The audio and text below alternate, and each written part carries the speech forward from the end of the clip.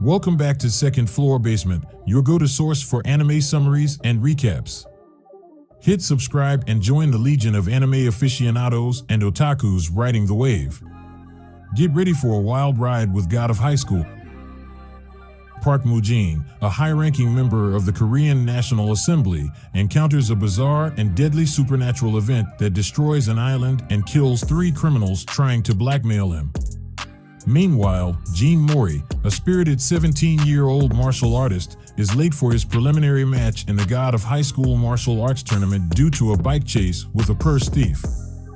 He encounters Yumira, a 17-year-old swordswoman, and Dae-Wi, another martial artist of the same age.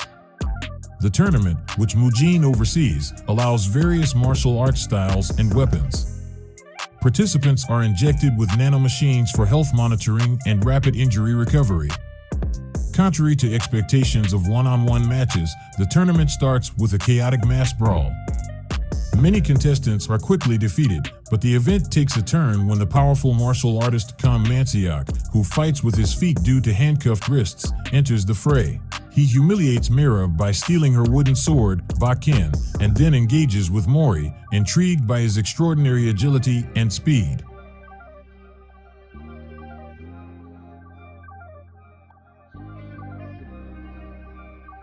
Mu-Jin covertly visits the Pentagon to discuss matters with the US president, hinting at the broader implications of the tournament. It's revealed that Mo-Ri's anticipated duel with Man-seok never occurred, as Mira had incapacitated Mo-Ri to retrieve her Bakken. Walking home, the trio shares their personal motivations for joining the tournament. Mo-Ri aims for a rematch with a commissioner who had scouted him, Dae-Wi needs prize money for his friend Woo Sun-Tee's medical expenses, and Mira seeks a husband to continue her family's moonlight sword style. An accident leads to Mira's Bakken being dropped into a river, prompting Mo-Ri and Dae-Wi to help her search for it, a memento from her late father. In the next round of the tournament, Mo-Ri, Mira, and Dae-Wi each win their matches. Man-seok faces Go-Gamdo, a Tai Chi practitioner. Man-seok reveals his specialized northern-style Taekwondo, which includes brutal techniques like eye gouging. After a violent match, Mo-Ri steps in to save Gamdo from Man-seok's wrath, but Mu-Jin intervenes with his mysterious powers and orders punishment for Mo-Ri's interference. A secretive cult is shown observing the tournament with great interest. Mo-Ri's disqualification is impending, but Mu-Jin, recognizing Mo-Ri's connection to his grandfather Jin Tae-jin, spares him. Mira faces and defeats Ma Mizion, an American wrestler seeking men for her harem, showcasing her family's swordless style that can cut flesh with bare fingers. Mo-Ri is tasked with defeating the commissioners to stay in the tournament. Unexpectedly, he eats a peach given by Mu-Jin and vomits blood, indicating the fruit's abnormal nature. Dae-Wi's friend Sun-Tee switches to a more costly medication, driving Dae-Wi's resolve to win. He faces and defeats Baek Sun-chul, a fighter using a baseball bat, despite sustaining internal injuries. Mo-Ri, feeling empowered yet confused about his body's newfound strength, faces the commissioner's wrath in a fight, ending with a cliffhanger.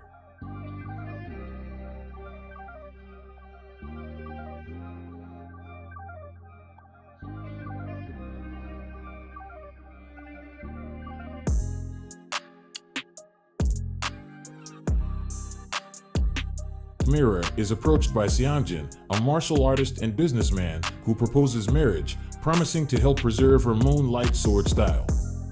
Though initially reluctant, Mira agrees, but faces criticism from Mo-Ri, who suspects Seongjin's motives. Despite her uncle's pleas for her happiness, Mira insists on continuing with the marriage.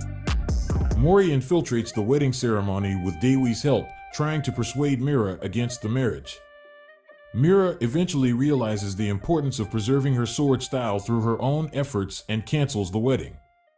Seongjin, revealed to be a cult member, admits his intention was only to acquire Mira's sword style and summons a samurai spirit to attack them. Although Seongjin escapes with Mira's Bakken, she remains undeterred and decides to re-enter the tournament. Elsewhere, Dae-Wi, overwhelmed by his friend's deteriorating health, unleashes his frustration on bullies at his workplace. His aggression carries into his tournament match against Mira, where he wins by brutally defeating her and vows to face Mo-Ri in the finals. Dae-Wi's past is revealed, showcasing a violent rivalry with Sun-T that blossoms into a deep friendship.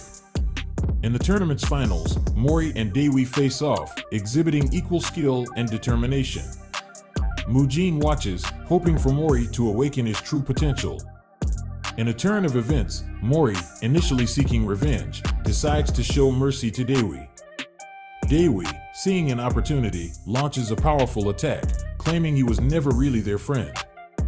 Meanwhile, Mira, hospitalized, stumbles across Sun-T's room and discovers his family mourning, as he had already passed away.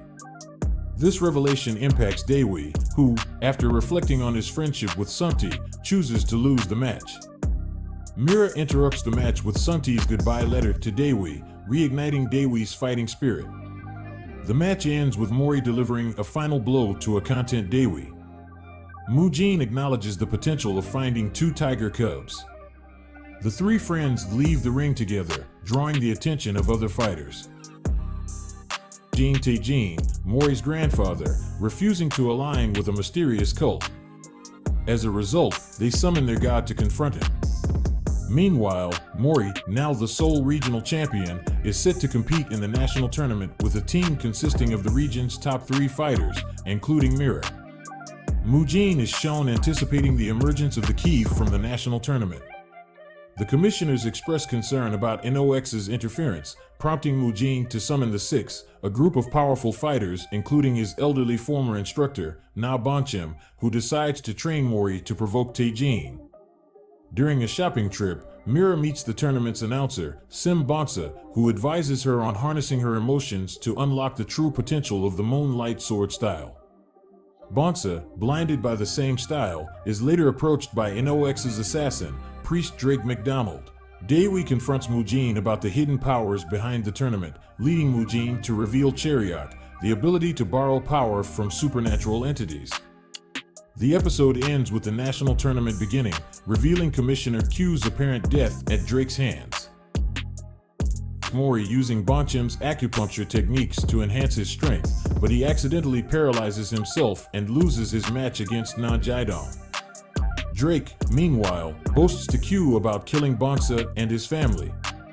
Q, fueled by rage and activating his Chariot, the Joker-playing card, nearly kills Drake but is stopped by NOX assassins, Priest Saturn and Axley Ivanovich. Commissioner O joins Q in the battle, resulting in an intense fight. In another match, Mira faces Jang Jangmi, a kendo practitioner, and secures a win for their team. The battle with NOX escalates, and Saturn and Axley retreat while Drake triggers an explosion, causing massive destruction. Mu-Jin suspects a traitor within their ranks for leaking Q's home address. With the shocking discovery of Jin Taejin's severed arm, hinting at his defeat and capture. The tournament progresses with intensified matches and new developments.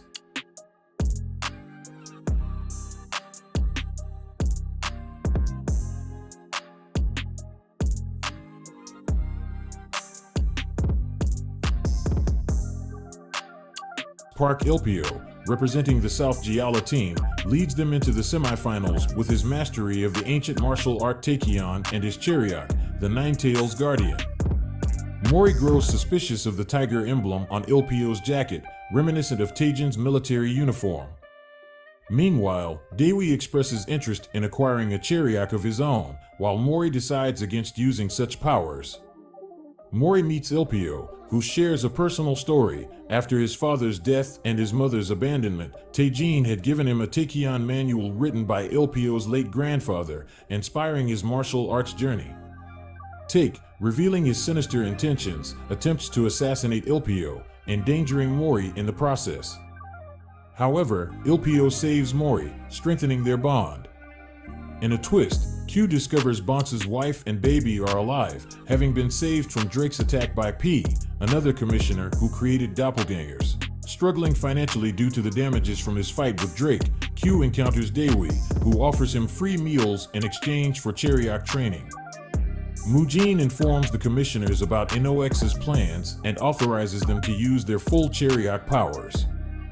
As Mo-Ri grapples with his grandfather's absence, Dae-Wi and Mira surprise him with a birthday celebration, lifting his spirits. The trio resolves to win the tournament together and then duel each other to determine who is the strongest. Mo-Ri receives a mysterious map and a photograph showing Tae-Jin alive, but missing an arm.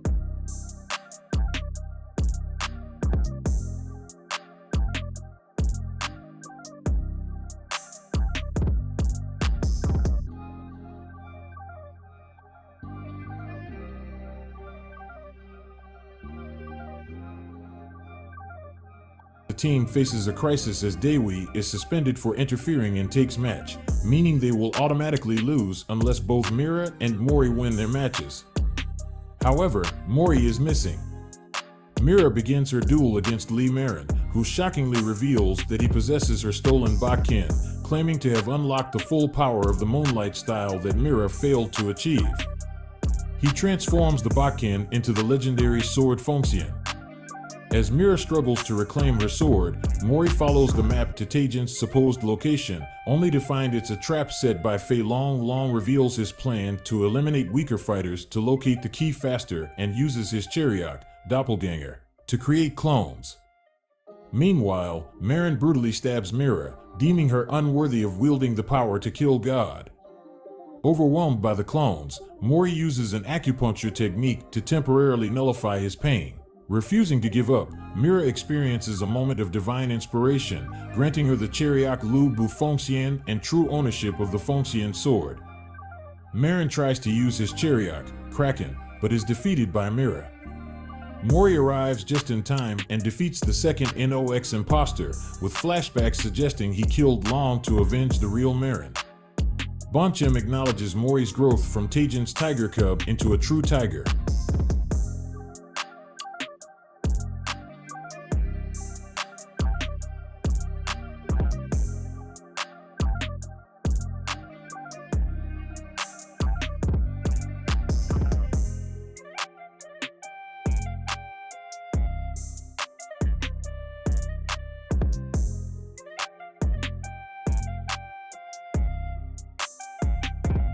Ilpio recalls a tragic incident where Taek defeated his teammate Sunjeong, ending her martial arts career. Determined, Ilpio seeks to win the tournament to finance surgery for Sunjeong's leg. Mu-Jin informs Mo-Ri and his friends about NOX's worship of a single god and their plan to eliminate all other gods and Chariot users. Meanwhile, Long is revealed to be alive until Taek arrives, extracting information from him before murdering him, declaring his intention to claim the key. Mu-Jin tells Mo-Ri he is too weak to help Tae-Jin, but promises valuable information if he wins the tournament. Dae-Wi wins his semi-final match against Ilpio's teammate Park Sung-ga. Sunjeong reprimands Ilpio for focusing on her instead of a promise he made to Tae-Jin. Mu-Jin confronts Sang Mandiak, a high-ranking NOX member, who infiltrates the arena and summons his god.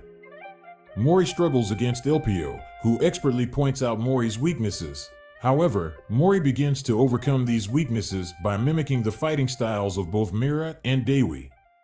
In a parallel event, one of the six, Seo Hanriang, engages the god with his 108 national treasure weapons to protect the arena. After a grueling battle, the god is defeated, and the arena is saved. Meanwhile, Mo-Ri defeats Ilpio, who recalls his promise to Tae-Jin to help Mo-Ri grow as a fighter. In a pivotal moment, Ilpio receives divine inspiration from his Chariot, Nine-Tails Guardian, and awakens a new power. Mandiak joyfully declares that the key has finally awoken.